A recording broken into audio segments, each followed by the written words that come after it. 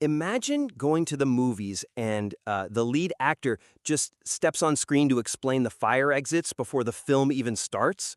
I mean, that is exactly what happens in the opening of today's submitted YouTube script for the blood sugar supplement Glycopezil.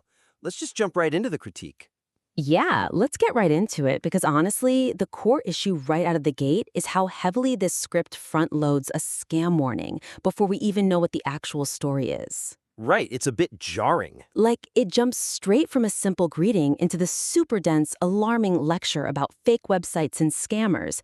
And that happens way before the viewer understands the personal stakes or, what the product actually achieves in the real world. Well, I can see what the writer is going for here, though. I mean, protecting the viewer right out of the gate might seem like a proactive way to build immediate trust. Like, if I'm warning you about scammers right away, doesn't that make me look credible? I mean, maybe you might build trust as a consumer advocate, but you completely lose them as a human being. It absolutely costs the emotional hook, which is so vital for a skeptical audience looking for real value. Yeah, that makes sense. When you hit a viewer with purchasing logistics and fraud warnings before establishing why the product even matters, you just delay that actual connection. People are looking for a transformation, a solution to a real frustrating problem, not a terms of service agreement. Oh, absolutely. So how do we fix that sequencing without just throwing out the warning entirely? Because the warning is important for the final call to action. Right, it is.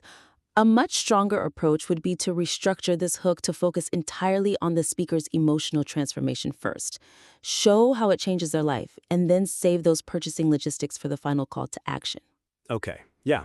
So putting that into practice, the script could open directly with that highly relatable frustration, like talking about the post-meal energy crashes and the brain fog at age 50. Exactly. Hit that common pain point hard. You tease the ultimate 100% improvement to get the viewer invested, and then you deliver that scam warning at the very end of the video once their trust is fully established, telling them the official website link is in the YouTube description. Yeah, that restructuring solves the pacing perfectly. But that concept of maintaining the viewer's emotional immersion is actually something the script struggles with again later on. Oh, you mean when it moves into discussing the supplement's ingredients? Because honestly, it feels a bit like we've been abruptly pulled from an intimate coffee chat with a friend directly to the back counter of a pharmacy? Yes, that is the perfect analogy. That sudden shift in tone is just jarring. The delivery of the product's composition reads way more like a clinical brochure than a genuine personal testimonial. It really does.